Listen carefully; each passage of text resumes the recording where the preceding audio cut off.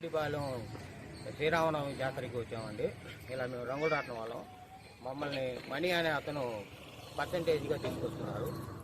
రంగులు రాట్నాలు మొత్తం మావేను. అతను మా చేత పని చేయించుకొని ఎండలో కష్టపడి పని చేసినాం మేము.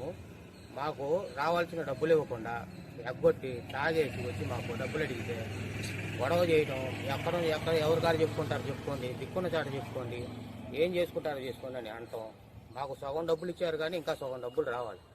11 లక్షల్లో సగమే ఇచ్చారు, ఇంకా సగం అమౌంట్ రావాలి. అది ఇవ్వమని అడిగితే తాగి మీ దిక్కున్న చాట చెప్పుకోండి ఏం చేసుకుంటారో.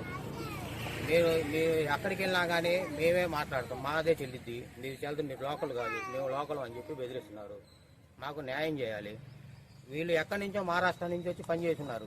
వీళ్ళందరూ పొట్టగోటు కోసం వచ్చిన వాళ్ళే, ఎవరైనా బతుకు తెరువు కోసం వచ్చిన వాళ్ళు.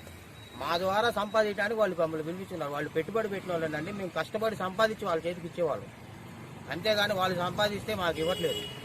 వాళ్ళు 10 రూపాయలు పెడితే మేము దాన్ని 20 రూపాయలు చేసి వాళ్ళకి ఇస్తున్నాం, అంతేగాని మా సొమ్ము తీసుకొని మా కడుపు కొట్టి వాళ్ళు బాగుపడాలంటే అయ్యేది కాదు. కాబట్టి మాకు రావాల్సిన డబ్బు న్యాయంగా మాకు ఇప్పించాలని కోరుతున్నాం.